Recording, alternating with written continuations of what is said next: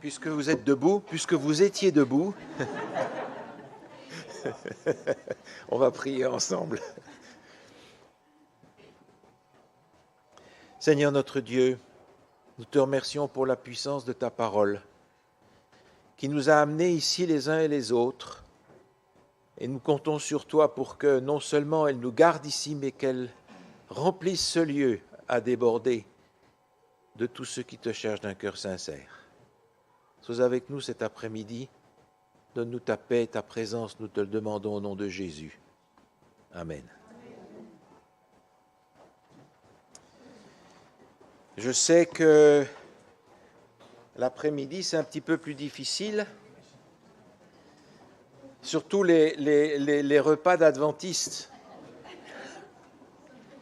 On ne mange pas de cochon, mais on se rattrape sur autre chose. Pas vrai? Alors, bon, je sais que moi, je ne peux pas dormir. Je sais que vous pouvez dormir, mais je ne vous le souhaite pas. On a parlé hier et aujourd'hui, ce matin, de certains aspects. Je le disais hier, si on voulait travailler d'une façon complète sur la préparation autour de Jésus, il nous faudrait longtemps. Donc j'ai dû sélectionner quelques éléments parmi tous ceux qu'il faudrait considérer, en espérant que vous ayez l'envie de chercher par vous-même aussi et d'aller un peu plus loin. Et j'aimerais cet après-midi prendre un sujet un petit peu différent qui m'a été inspiré par l'actualité. On vit dans le monde aujourd'hui des événements qu'on n'a jamais vus, mais on vit aussi dans l'Église des événements qu'on n'a jamais vus. Je partageais certaines choses avec des amis à table. L'Église vit toutes sortes de choses assez incroyables et le monde encore plus. Et on a l'impression que même si on n'est pas capable d'étalonner le temps qui est devant nous, on a l'impression que les événements de la fin pourraient être déclenchés très rapidement. Et vous vous souvenez de ce que nous avons lu, c'est à savoir que les événements de la fin seront des événements qui vont se développer d'une façon rapide. C'est-à-dire que ça va, et tout d'un coup, c'est fini. Ce qui veut dire que c'est pendant que ça va encore qu'il faut se préparer. Et ça veut dire aussi que tant qu'on est en train de se préparer, on n'est pas prêt. Écoutez, vous le savez, mesdames, vous êtes en train de préparer le repas pour midi, et puis les gens arrivent trop vite, vous n'êtes pas prête parce que ce n'est pas fini. Donc, tant qu'on est en train de se préparer, on n'est pas prêt. Et quand on est prêt, on doit rester prêt. Et ça, c'est aussi un défi. C'est un défi. Je me souviens d'un prédicateur qui disait « Qu'est-ce qui est plus facile ? C'est de se marier ou de rester marié ?» Vous avez donné la réponse, hein? Ce qui veut dire que dans notre relation avec Dieu, c'est la même chose. On démarre tout feu, tout flamme, et on se met sur le mode de... Voilà. Et on avance. Mais c'est quelque chose qui doit vivre, quelque chose qui doit s'entretenir, quelque chose qu'il faut développer, agrandir, faire grandir, faire mûrir. Sinon, comme dans une vie de couple, ça meurt. N'est-ce pas? Et on en a parfois, certains en ont fait parfois l'expérience douloureuse. Alors nous vivons un temps où je crois qu'il est nécessaire d'ouvrir les yeux sur ce qui se passe autour de nous, sur ce qui se passe en nous, sur ce qui se passe à l'Église, pour discerner les signes des temps. Et il y a des signes des temps dans l'Église, comme il y a des signes des temps à l'extérieur de l'Église. Vous avez remarqué probablement que les événements qui se sont développés ces derniers mois, en particulier en Amérique du Nord, ont fait que les mouvements évangéliques ont repris du poil de la bête, si je peux dire les choses comme ça. Si bien qu'on a une apparition ou une réapparition d'un certain nombre d'idées, de programmes qui avaient été mis en veilleuse par la nécessité et qui ressortent maintenant d'une façon assez forte à la faveur de mouvements qui favorisent ces programmes-là. Et vous avez peut-être entendu parler du mandat des 7 montagnes. En français, on emploie de préférence le mandat culturel, mais ça revient au même. Quels sont ceux qui ont entendu parler de ce mandat des 7 montagnes? Ça vous dit quelque chose? Non. Alors, on va regarder ça. En 1975, Loren Cunningham, Bill Bright et Francis Schaeffer ont prétendu avoir simultanément une même vision. Et dans cette vision, on leur a dit, il va falloir conquérir 7 montagnes pour que le royaume de Dieu puisse s'installer. Entendez par là 7 domaines particuliers dans la vie sociale et politique d'une nation, de manière à ce que le royaume de Dieu puisse s'installer. Et ces 7 montagnes sont la religion, la famille, l'éducation, la politique, les médias, l'art et le divertissement et le business. Est-ce que je pourrais juste demander aux techniciens de m'augmenter un peu le micro pour éviter que je tire trop et que je finisse complètement à murmurer? Si vous pouvez monter un petit peu ça, s'il vous plaît. Merci. Voilà les sept montagnes qu'il va falloir conquérir. Et l'idée est la suivante. Si on arrive par la foi chrétienne à contrôler religion, famille, éducation, politique, médias, divertissement et business, on va pouvoir permettre au Christ d'installer son royaume sur la terre. Ça, c'est l'idée. Ce n'est pas la mienne, mais enfin, je traduis ce que ces gens prétendent avoir reçu comme révélation à ce moment-là. Alors, depuis 1975, cette idée est restée un petit peu en veilleuse. Elle a infiltré certains milieux, comme je le mentionnerai tout à l'heure, mais les événements de ces derniers mois ont permis à ces idées de faire surface. En réalité, c'est une réaction contre le sécularisme qui s'étend dans les pays occidentaux. C'est une réaction contre le rationalisme. Et on veut, à partir de ce moment-là, partir dans l'autre sens pour avoir une autorité religieuse qui s'installe dans notre pays. Alors évidemment, le premier pays qui est visé par cela sont ceux d'où ils viennent, c'est-à-dire les États-Unis, avec le désir de réinstaller une nation « In God we trust », en Dieu nous avons confiance. Et vous pouvez tout facilement voir des gens qui poussent dans ce sens-là. Ils disent par exemple, nous avons la responsabilité de faire valoir la seigneurie du Christ dans tous les domaines de la vie. La souveraineté de Dieu doit s'établir sur toute la société. Il s'agit par conséquent de conquérir la société et de la contrôler par les valeurs religieuses. Alors, quand vous entendez ça, il y a certains pays dans le monde où c'est le cas depuis longtemps, où on ne peut pas faire d'évangélisation, par exemple, parce que c'est contrôlé par la religion, par une religion. Mais il s'agit maintenant de chrétiens qui disent ça.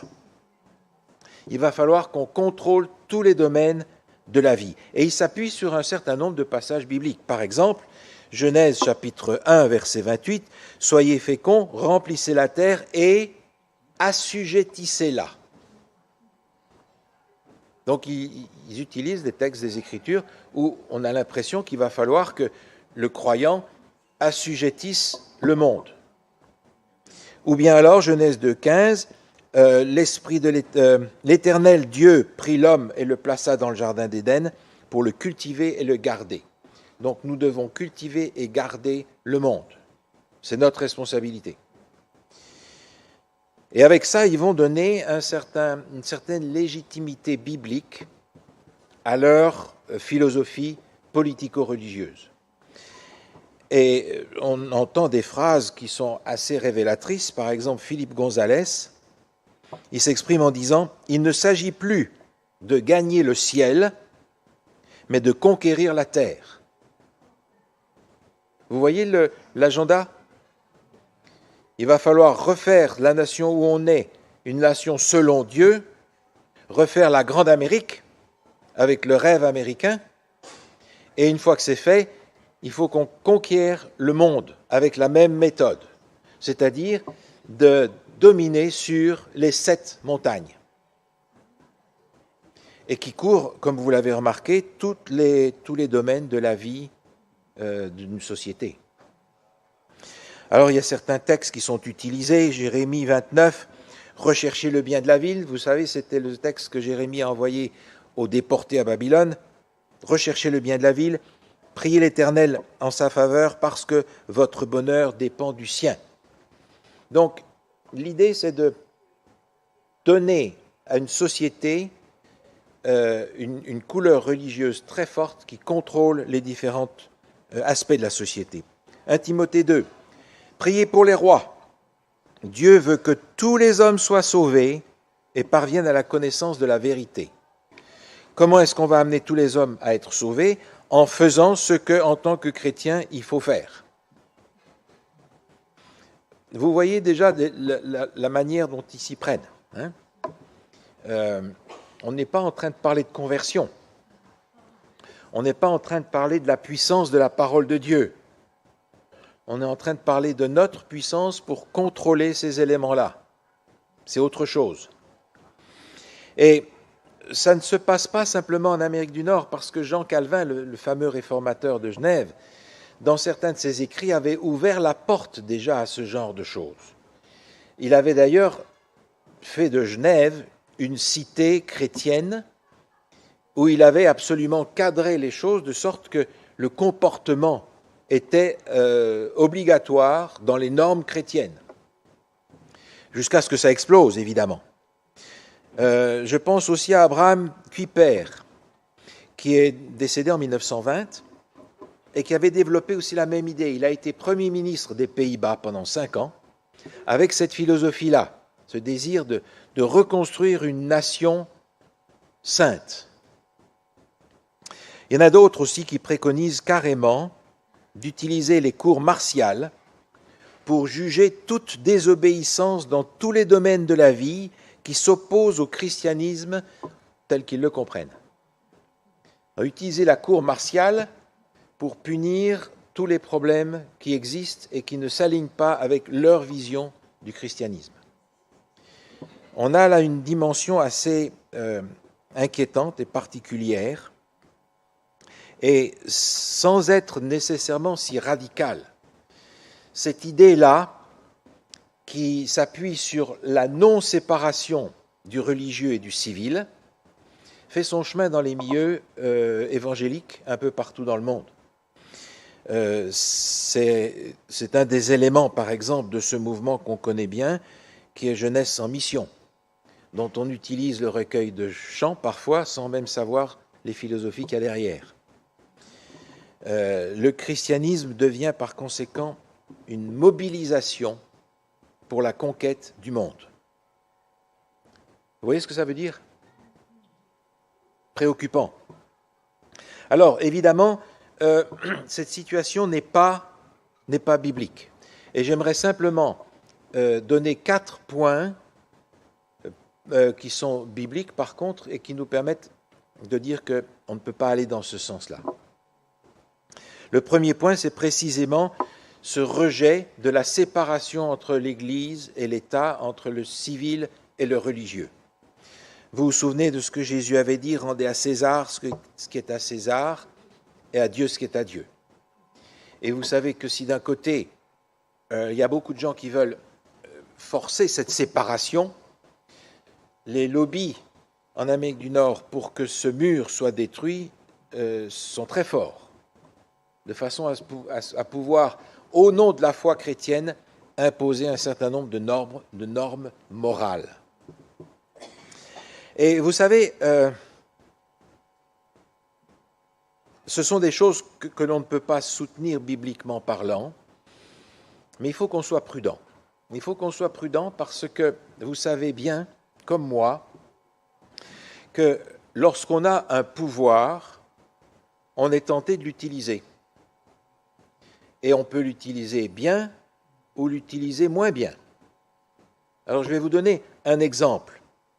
Un exemple qui n'est qu'un exemple, qui est limité dans le temps et dans l'espace, mais qui nous permet de voir qu'on pourrait facilement tomber aussi dans des travers de ce genre-là sans s'en rendre compte. Je prends l'exemple de la ville de Loma Linda, dont vous avez entendu parler. C'est là que se trouve le grand hôpital adventiste avec l'université, une énorme institution, colossale. Ce qui veut dire que dans la commune de Loma Linda, il y a un nombre très important d'adventistes, qui se sont fait remarquer d'ailleurs par leur longévité, par leur mode de vie, par leurs valeurs, etc. Maintenant, il y a un certain nombre d'années en arrière, et je ne me souviens plus exactement quelle année, il y a des gens qui ont voulu ouvrir dans la commune de Loma Linda un restaurant McDonald's. Sur le comité de la ville, il y avait un bon nombre d'adventistes, évidemment, puisque une bonne partie de la population l'était. Et ils se sont opposés à ce qu'on ouvre un restaurant McDonald's à Loma Linda. Mais vous vous rendez compte, le berceau de la réforme sanitaire, vous n'allez pas ouvrir un McDonald's qui est là. Et puis en plus, un McDonald's qui est ouvert 7 jours sur 7. Dans la commune de Loma Linda, non. Alors, il y a eu une barrière énorme de la part de nos amis adventistes dans la commune pour que McDonald's ne s'installe pas dans leur commune. Mais quand vous y réfléchissez, ça pose un problème, ça. Ça pose un problème. De quel droit est-ce que l'on va imposer nos bonnes valeurs? On a acquis le principe que les bonnes valeurs sont le résultat de la conversion, n'est-ce pas? Donc on prêche l'Évangile, on amène les gens à développer avec Christ une relation particulière, forte, efficace, et on n'est pas sauvé par nos œuvres, mais nos œuvres sont le résultat de notre salut. Mais on n'est plus dans ce cadre-là ici. On est en train de dire McDonald's, non, dehors. Nous, on mange végétarien ici. Alors vous voyez que quand tout d'un coup, on se retrouve en force dans une situation, peu importe laquelle, on peut être tenté d'utiliser cette majorité ou cette force d'une façon qui n'est pas nécessairement en accord avec notre théologie. Et on ne s'en rend pas compte. Mes amis, tous ceux qui siégeaient sur le comité de la ville, ce n'étaient pas tous des niais, des gens, des simplets. C'était des docteurs, c'était des médecins, c'était toutes sortes de la crème de l'université. Mais ils ne se sont pas rendus compte qu'il y avait un problème entre leur action et notre théologie qui ne s'accordait pas. Simplement un exemple pour montrer que lorsqu'on a le pouvoir, il va vraiment falloir réfléchir à 2 fois pour voir de quelle manière on va l'utiliser. Est-ce que l'utilisation de l'autorité que l'on a se fait en accord avec notre théologie ou non? Alors, je ne suis pas en train de jeter la pierre à ces gens du mandat des 7 montagnes, je suis simplement en train de dire c'est une perspective qu'en tant que chrétien adventiste, je ne peux pas recevoir. Et le premier point pour lequel je ne peux pas le recevoir, c'est parce que ça milite contre la séparation du religieux et du civil. Et vous savez très bien, non seulement par les événements dans le monde, mais par les prophéties et par les textes bibliques, que quand le mur de séparation entre le religieux et le civil est enlevé, ça donne immédiatement lieu à la persécution, sous une forme ou sous une autre, peu importe. Mais c'est la porte ouverte à imposer un certain nombre de bonnes choses à des gens qui n'ont pas compris. Et là, on a une situation qui est en conflit avec la manière dont le Christ nous a appris à répandre son évangile. Le deuxième point, c'est que nous n'avons pas la responsabilité d'établir le royaume de Dieu sur terre. Dans son entrevue forcée avec Pilate, Jésus a répété à plusieurs reprises « Mon royaume n'est pas de ce monde ». Et il va préciser « Si mon royaume était de ce monde, mes disciples ils seraient tous en train de faire la guérilla. Et s'il fallait que ce royaume s'installe maintenant, moi j'envoie des légions d'anges et puis c'est terminé. Mon royaume n'est pas de ce monde. » Alors, Dieu va établir son royaume sur la nouvelle terre, et en attendant, il va établir son royaume en nous par l'action du Saint-Esprit. Mais Dieu ne nous a pas demandé d'établir le royaume, son royaume sur la terre pour permettre à Jésus de revenir. C'est une lecture non biblique du texte biblique, vous le comprenez bien. Troisièmement, cette manière de voir les choses rejoint l'attitude des pharisiens du temps de Jésus. Les pharisiens étaient très opposés aux Romains. Les Sadducéens étaient copains avec les Romains. Les Sadducéens avaient dit, si on ne peut pas les mettre dehors, on a meilleur temps d'être amis avec eux. Et ils ont essayé de profiter de certains avantages que les Romains pouvaient leur donner. Et c'est comme ça que les souverains sacrificateurs du temps de Jésus étaient sadducéens. Parce que c'était un poste qui s'achetait, vous comprenez ? Les pharisiens, par contre, haïssaient profondément l'envahisseur qu'il faut absolument mettre dehors et rétablir le grand Israël, le vrai Israël, avec l'ambition de revoir Salomon monter sur le trône.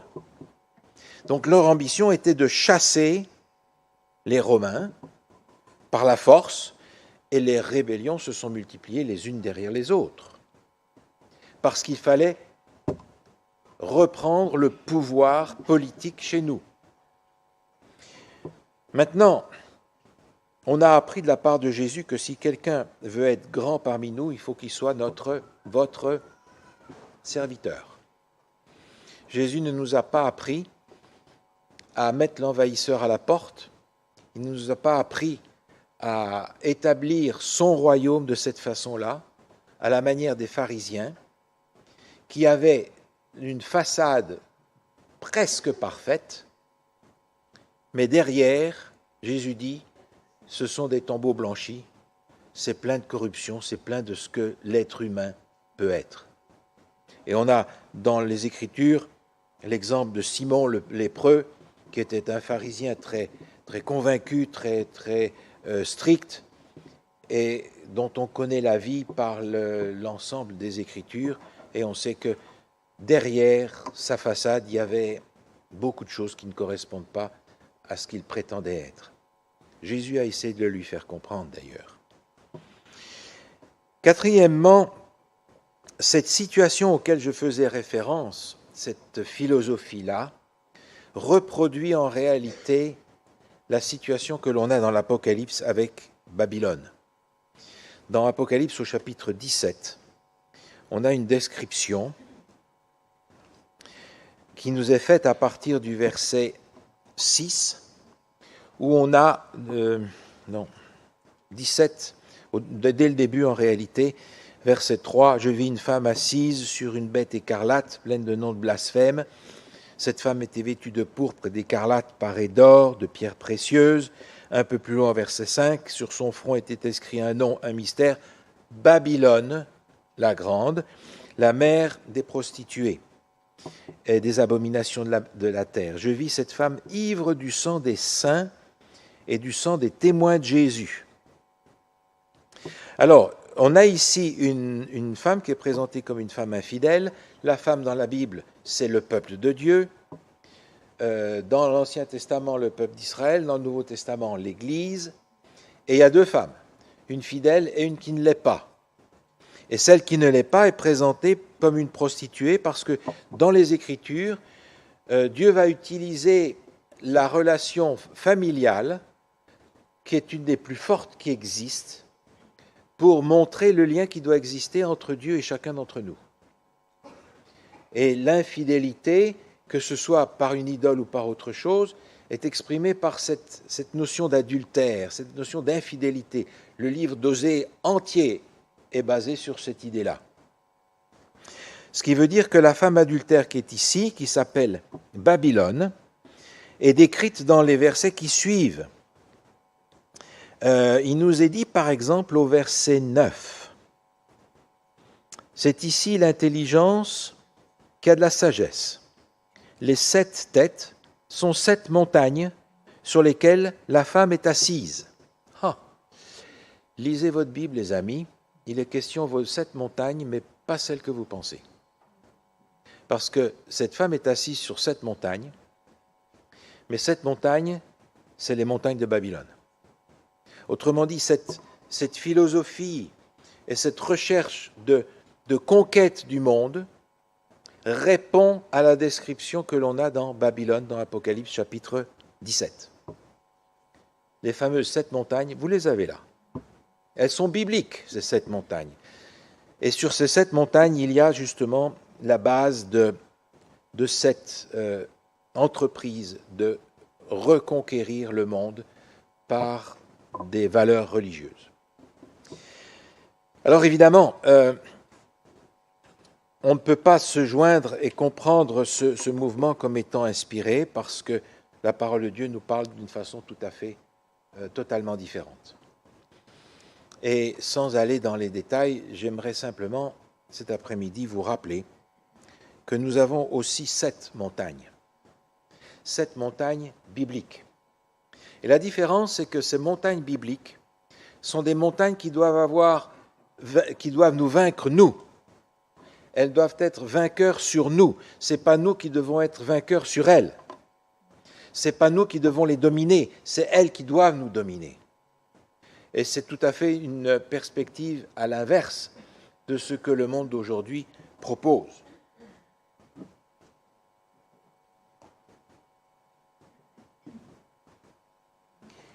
La première de ces montagnes, qui est destinée à nous conquérir, c'est la parole de Dieu. Je prends quelques textes, vous les connaissez. Vous avez été régénérés. 1 Pierre chapitre 1 verset 23.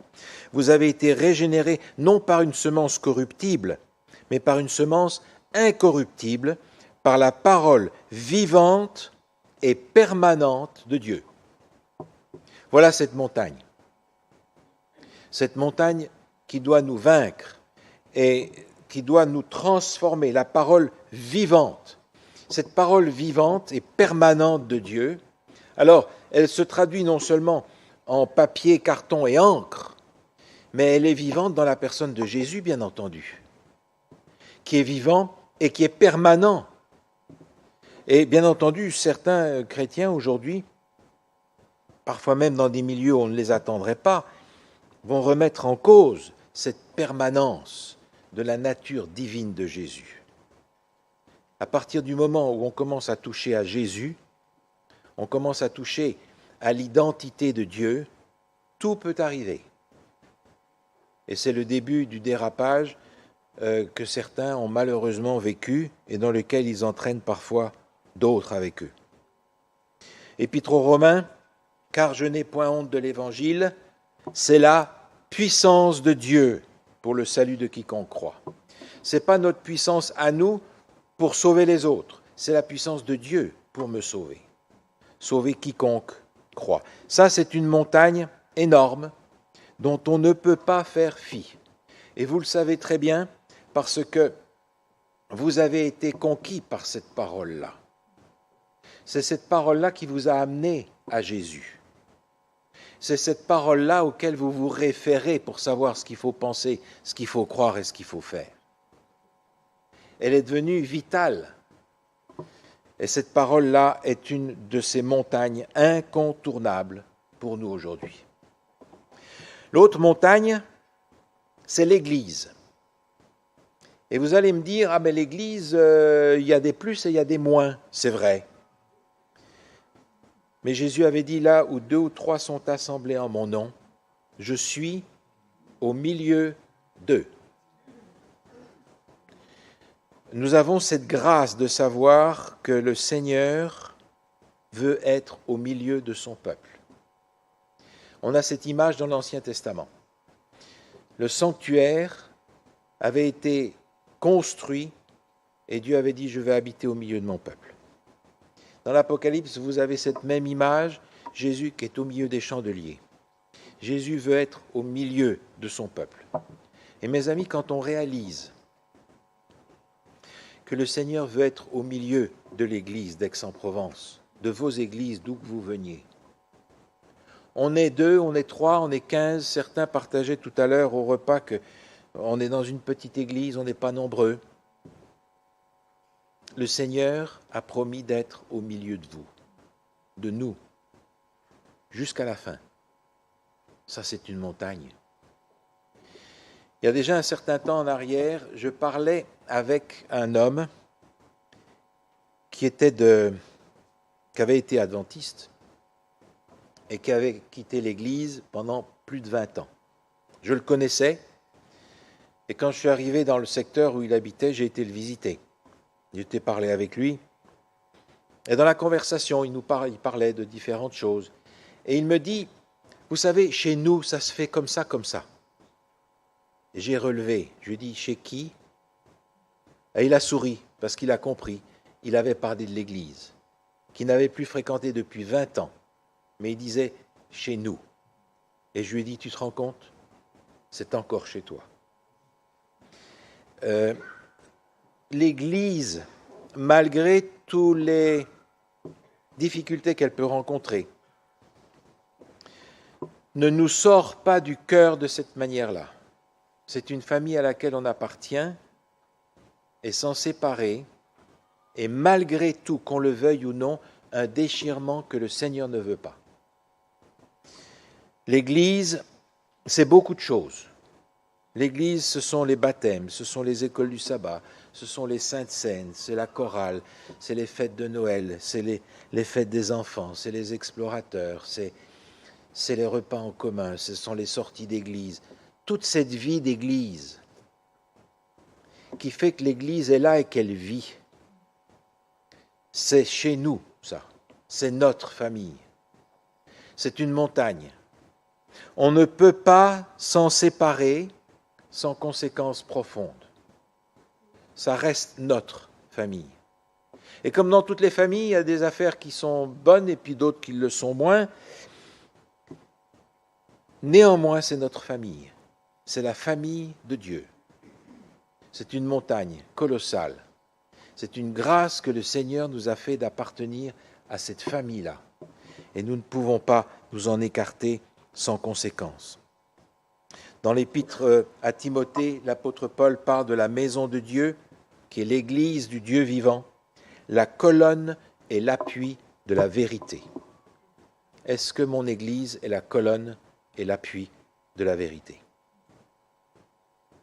Est-ce que c'est ça encore qu'on annonce et qu'on prêche et qu'on vit? On peut se poser la question. Parce qu'on est dans le temps où c'est impérativement nécessaire que l'Église soit véritablement l'Église du Dieu vivant, la colonne et l'appui de la vérité. La troisième montagne, permettez-moi de l'appeler la montagne du bon sens ou de la sagesse divine. Je pense à ce texte dans le prophète Ésaïe au chapitre 1er, où il dit « Venez, plaidons, dit l'Éternel. Si vos péchés sont comme le cramoisi, ils deviendront blancs comme la neige. S'ils sont comme la pourpre, ils deviendront comme la laine. » Vous connaissez ce texte. Et Dieu dit « Venez, plaidons, on discute ensemble. » Le Seigneur veut qu'on ait avec lui cet échange. Il est prêt à ce qu'on lui crie toutes ces vérités à la figure. Il en a eu d'autres. Il est prêt à prendre notre colère, il est prêt à prendre nos regrets, il est prêt à prendre tout ce qu'on a dans le cœur.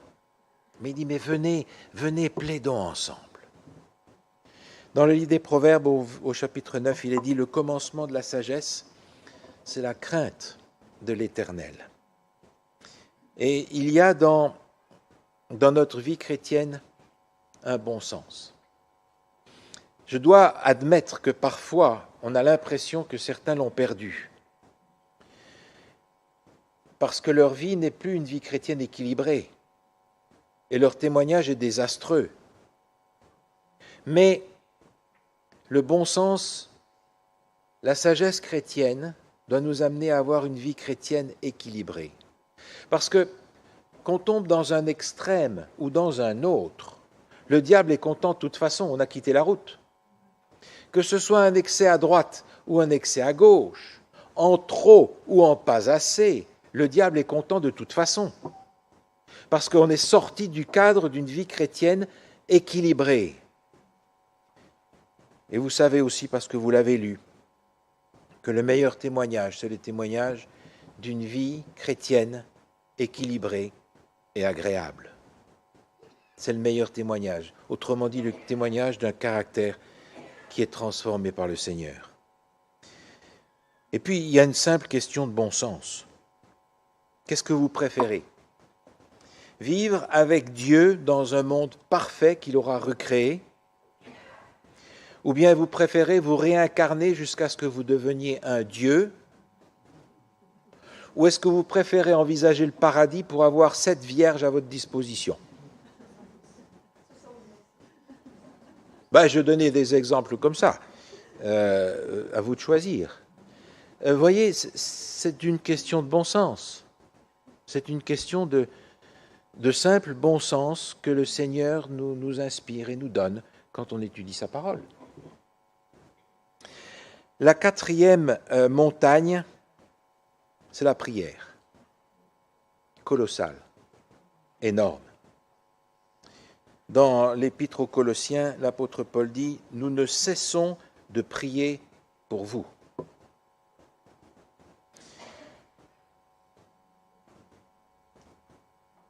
Dans l'Évangile de Luc, au chapitre 22, il est dit « Nous ne cessons de prier... » Non, c'est pas Luc. « Nous ne cessons de prier Dieu pour vous. Nous demandons que vous soyez remplis de la connaissance de sa volonté. » C'est Colossiens. Nous ne cessons de prier pour vous. Jacques dit « La prière agissante du juste est d'une grande efficace. » La prière agissante du juste est d'une grande efficace. Et vous en avez fait l'expérience les uns les autres. Il y a dans le livre Foyer chrétien cette phrase qui est admirable et qui est d'un poids colossal. Il est impossible, écoutez-moi bien mes sœurs, il est impossible de mesurer la portée de l'influence d'une mère qui prie. Il y en a plusieurs parmi vous aujourd'hui qui regrettent, qui se lamentent, qui se flagellent peut-être que leurs enfants ne sont pas avec eux dans l'Église.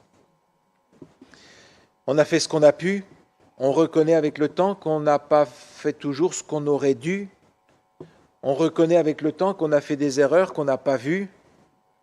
Le fait est aujourd'hui qu'un certain nombre d'entre nous regrettent de ne pas avoir leurs enfants qui vivent la même foi.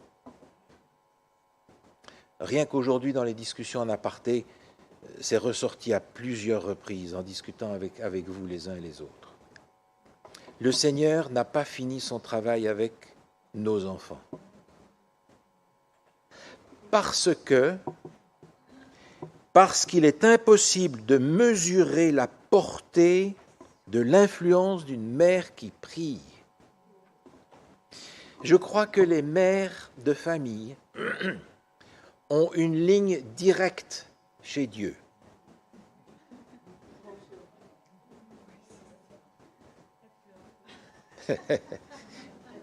C'est ça, une ligne directe chez Dieu. Et Dieu n'a pas nécessairement répondu comme on aurait voulu, c'est-à-dire maintenant. Mais il va répondre. Et comme je l'ai dit à une personne d'entre vous, nous ne serons peut-être même pas là pour voir la fin du travail de Dieu dans le cœur de nos enfants et de nos petits-enfants.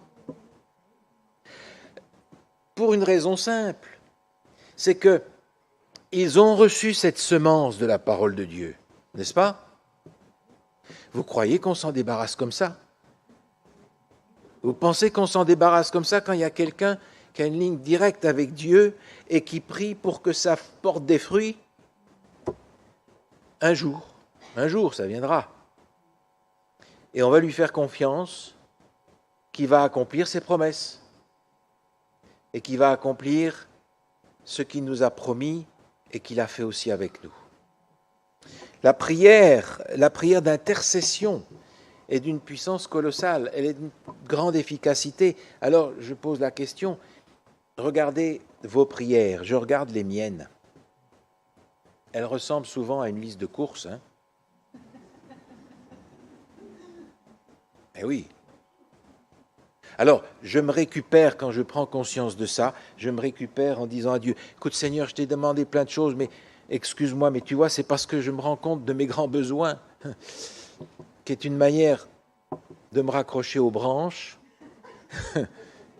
Mais nos prières sont souvent, donne-moi, donne-moi, donne-moi, donne-moi, donne-moi, n'est-ce pas? J'ai besoin de ça. Alors je ne parle même pas de ces prières, Seigneur, j'ai perdu mes clés, aide-moi à retrouver mes clés. Il y en a qui prient cette prière-là 4 fois par jour. Mais je pense à l'intercession que l'on a pour notre conjoint, pour nos enfants. Est-ce que vous priez pour votre pasteur? Est-ce que vous priez pour les dirigeants de cette fédération? Est-ce que vous priez pour la session de la conférence générale qui va avoir lieu cet été, où on va remettre en route l'organisation de l'Église mondiale à laquelle nous appartenons tous? Est-ce que vous priez pour ça? Ou est-ce que c'est toujours dans notre petit univers à nous, petit, petit, petit? Donne-moi, donne-moi, donne-moi, donne-moi. La prière, elle a plusieurs dimensions. Elle a la dimension de la prière dans l'Église, la prière publique, elle a la dimension de la prière familiale, et la dimension de la prière privée. Et ces 3 domaines de la prière vont avoir un contenu différent. Je ne peux pas dire dans la prière de l'Église ce que je vais dire dans ma prière privée. Et je ne peux pas non plus dire dans ma prière privée ce que je vais dire dans ma prière de la famille. Ces 3 domaines sont différents, ils sont distincts. Il faut que ça soit clair dans notre esprit. Parfois, on entend dans les églises des prières personnelles qui n'ont pas leur place. Il m'est arrivé, et j'avoue que j'ai peut-être manqué de délicatesse, il y a une personne une fois qui m'a demandé, avant la prière pastorale, de prier pour quelque chose, et j'ai dit non, je ne peux pas prier pour ça. Vous auriez dû voir les yeux de cette personne. Elle a failli me manger tout cru. J'aurais dû expliquer, j'aurais dû avoir plus de tact, mais il y a des choses pour lesquelles on ne peut pas prier. Parce qu'on sait que ce n'est pas possible. Alors, il nous faut utiliser cette intercession qui est un outil ultra puissant, selon le mode d'emploi qui nous est donné dans les Écritures. La prière efficace, les prières agissantes du juste a une grande efficace. L'autre montagne que je voudrais vous présenter, c'est la conscience. Vous connaissez un autre mot pour la conscience?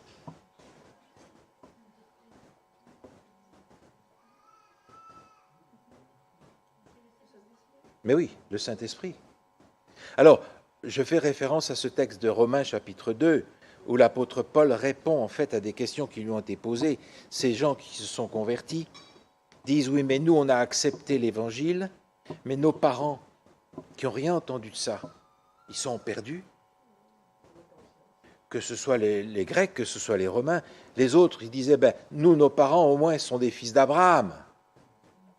Mais les autres, qui sont d'origine païenne, qui se sont convertis, se sont dit, mais qu'est-ce qui leur arrive à ceux qui étaient avant nous? Et l'apôtre Paul explique dans Romains 2, on ne va pas reprendre tout ce texte en entier en disant que Dieu agit par leur conscience qui est dans le cœur de chacun. Et ceux qui agissent en répondant favorablement à leur conscience sont en train de répondre à Dieu qui leur parle. Et de cette manière-là, ils sont amenés à vivre la loi de Dieu sans connaître même la loi de Dieu. Et dans ce texte de Romains, l'apôtre Paul dit, l'œuvre de la loi est écrite dans leur cœur, leur conscience en rendant témoignage, et leur pensée s'accusant et se défendant tour à tour. Le Saint-Esprit, nous en avons parlé ces jours-ci, hier et aujourd'hui, c'est cet ingrédient absolument nécessaire pour que nous puissions nous préparer au retour de Jésus. La parabole des 10 vierges, l'huile, etc.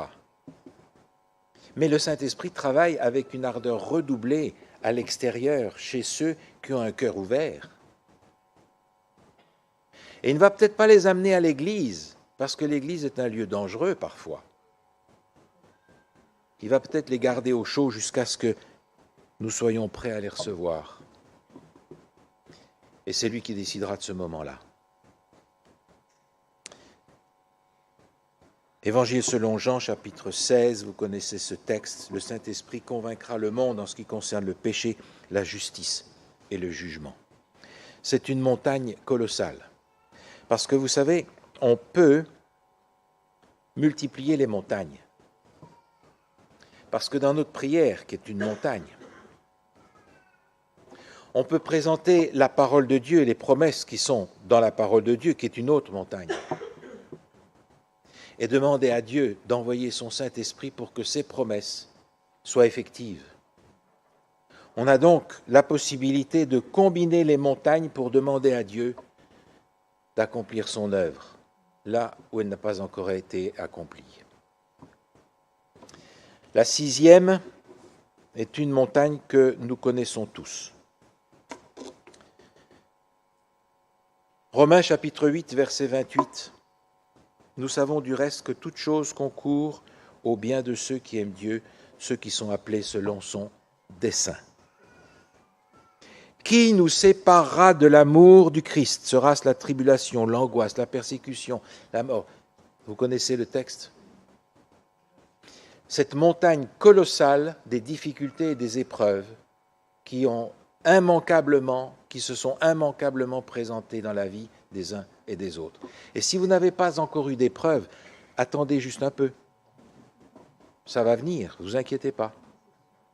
Vous en aurez votre compte, comme tout le monde. Et ce n'est pas nécessairement le diable qui met des embûches dans notre chemin. Ça peut être aussi le Seigneur qui nous laisse patauger dans des difficultés jusqu'à ce qu'on vienne à lui à quatre pattes en lui disant « Seigneur, me voici ».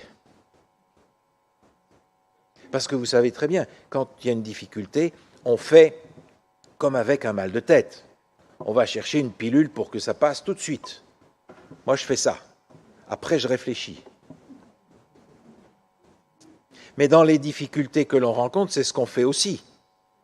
On va droit devant, on attaque, on prend les choses en bas le corps pour résoudre le problème. Puis ça ne marche pas. Alors c'est à ce moment-là qu'on dit « Ah, au fait, Seigneur, c'est quoi ton plan là-dedans ?» Et le Seigneur parfois nous laisse patauger dans des difficultés. Il nous laisse prier des prières où on dit « Pourquoi, pourquoi, pourquoi ?» et il ne répond pas. Pensez à Job.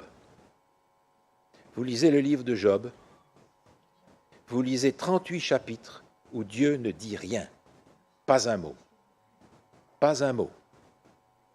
Et Job crie au ciel, pas un mot. Et pourtant, quand Dieu lui parle, on pourrait dire, il va consoler Job, mais non, il se fait encore enguirlander. Et Job se repent. Mes amis, quand le Seigneur nous parle durement et nous enguirlande, Est-ce qu'on est capable d'arriver à la repentance dont on parlait hier? Ça fait partie de son projet. Alors il y a ces deux textes que vous connaissez, que j'ai lus et relus.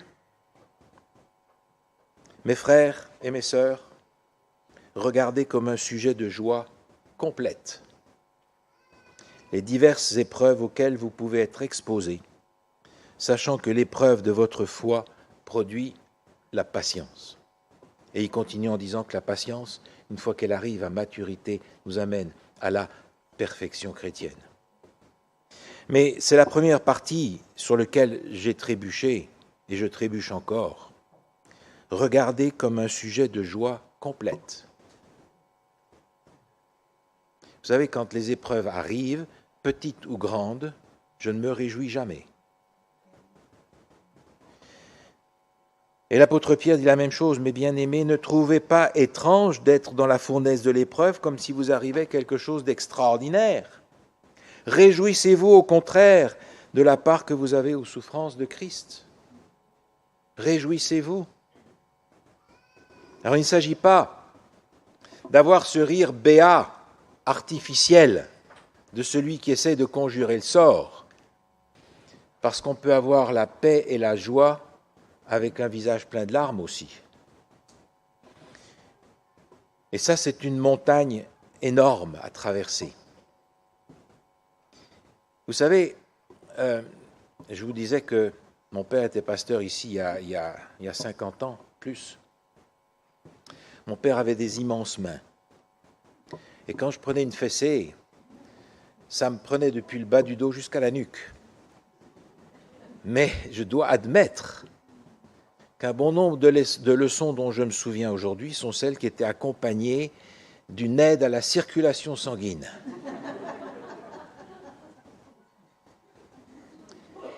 Écoutez, vous pouvez vous associer à ça, hein? Le Seigneur fait ça aussi.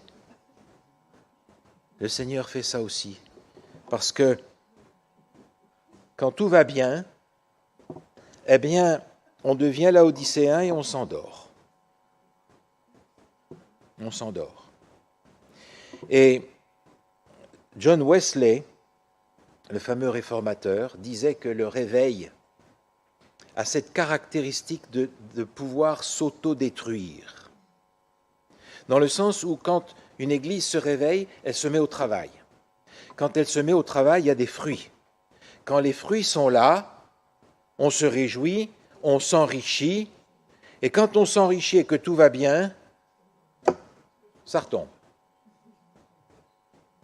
Alors, le réveil est indispensable, mais il faut savoir qu'il a cette capacité de s'auto-détruire. Il va falloir qu'on trouve, dans la force de ces 7 montagnes, le moyen d'avoir un réveil permanent, qui dure, qui s'installe, et qui nous amène à vivre autrement notre vie chrétienne. Lorsque les épreuves nous tombent dessus, souvent le diable ne sait pas à quel saint se vouer, si je peux dire ça comme ça, parce que les épreuves ont cette faculté aussi de nous amener à genoux au pied de la croix. Et à partir de ce moment-là, le diable sait qu'il a fait une bêtise, qu'il s'est trompé, qu'il n'aurait jamais dû. Il va recommencer parce qu'il est têtu, mais nous le sommes aussi. Et le Seigneur est fidèle. 7 montagnes. Nous avons des montagnes dans notre vie chrétienne, et la dernière, elle est insurmontable. Insurmontable si on veut s'en séparer, insurmontable si on veut passer au-dessus, insurmontable si on veut la contourner. Elle s'appelle le calvaire. Et moi, disait Jésus, quand j'aurai été élevé de la terre, j'attirerai tous les hommes à moi. Entendez les êtres humains, bien entendu.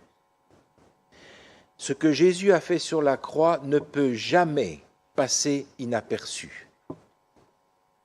Il portera du fruit un jour. Oh, je ne dis pas que tout le monde va être sauvé. Vous le savez très bien comment ça se passe. Et le Seigneur s'est lamenté sur le peu de résultats qu'il avait de son temps. Mais cette montagne a vaincu Pierre. Cette montagne a vaincu le centurion. Cette montagne a vaincu un brigand. Cette montagne a vaincu un paquet de gens pendant ces 2000 ans qui se sont écoulés. Cette montagne vous a vaincu chacun. Et ce n'est pas fini. Il faut que cette montagne continue à écraser tous ceux qui résistent encore à l'amour de Dieu. Nous avons ces montagnes à notre disposition. Elles n'ont rien à voir avec les 7 montagnes du mandat des 7 montagnes dont on parlait pour commencer. Ce sont 7 montagnes qui sont destinées à nous conquérir. Pas que nous allions à leur conquête. Et lorsque nous arrivons à cette situation où nous sommes conquis par Dieu, par son amour, au travers de tous les moyens qu'il a employés pour nous rejoindre, à ce moment-là, l'amour de Dieu prend pour nous une dimension colossale. Et c'est à ce moment-là en particulier que nous pouvons dire que, comme l'apôtre Paul, que rien ne pourra nous séparer de l'amour de Dieu. Mais il faudra que cet amour de Dieu, nous l'ayons compris dans notre cœur pour nous, personnellement. Ce n'est pas transmissible, cette affaire-là. Le Seigneur voudrait qu'on découvre cet amour qu'il a pour nous, de sorte que ce soit un amour qui ne peut nous séparer de rien. Et à partir de ce moment-là, nous sommes prêts pour le rencontrer. Amen.